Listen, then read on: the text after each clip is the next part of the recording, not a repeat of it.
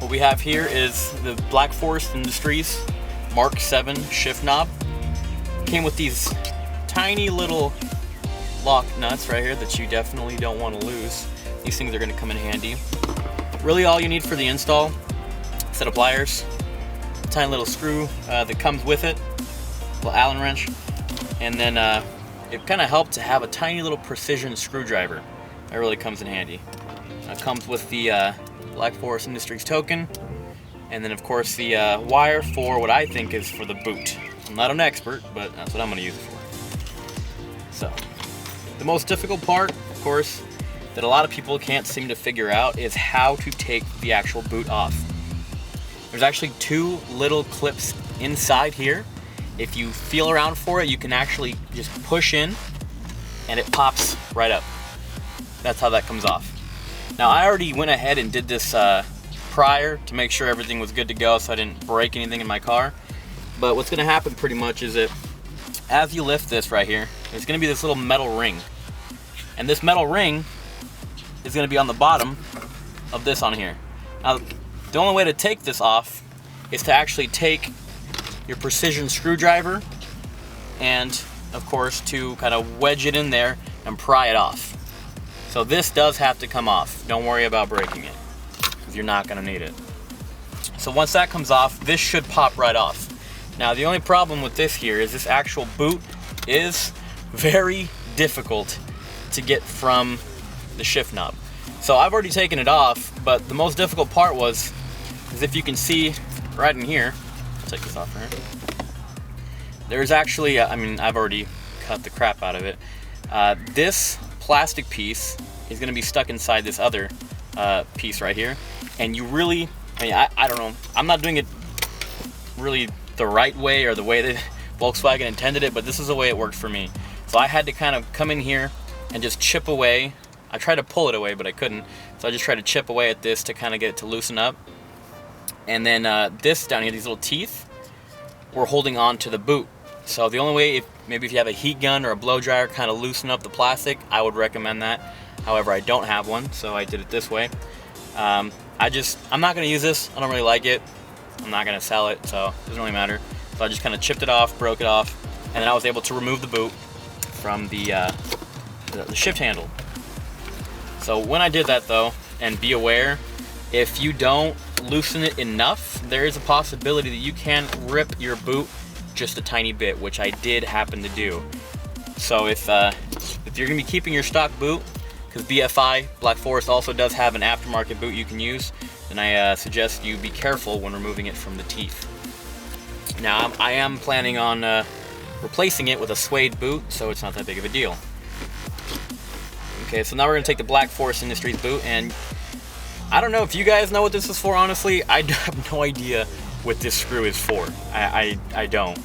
It doesn't really do anything. I took it off, put it back on, and it doesn't seem to affect anything on the boot. So I wouldn't worry about it too much.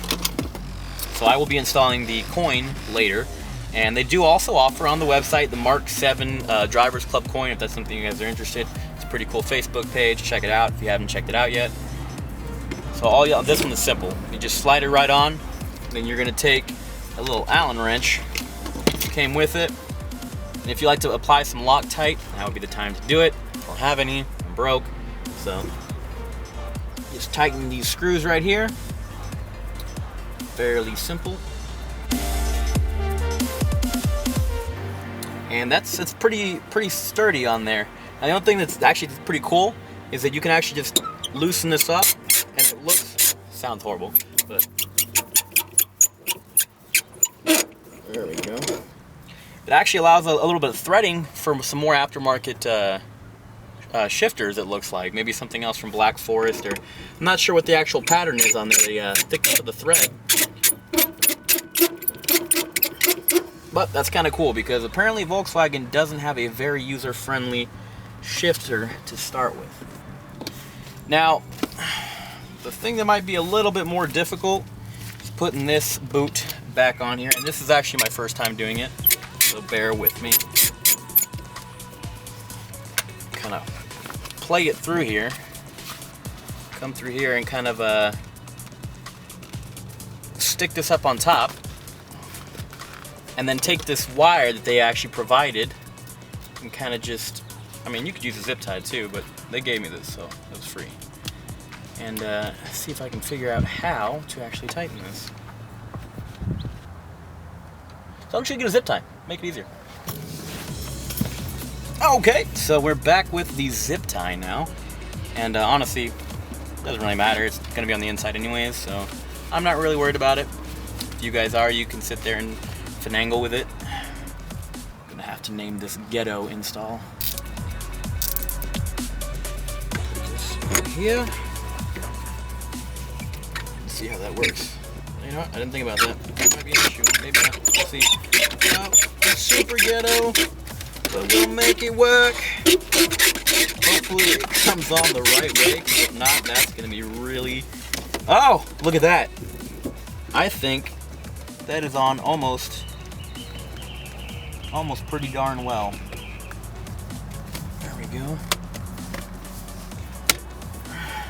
Yeah, and putting it on is actually pretty simple. All you have to do is just give it a good tap, and that works. Now I'll have to play with the actual leather on that later, but it seems to be pretty good to go. One thing I did notice right now, there is a little threaded line on here, which I'm guessing is supposed to be facing the dash. So I'm going to install my coin the correct way and then readjust that shift knob later.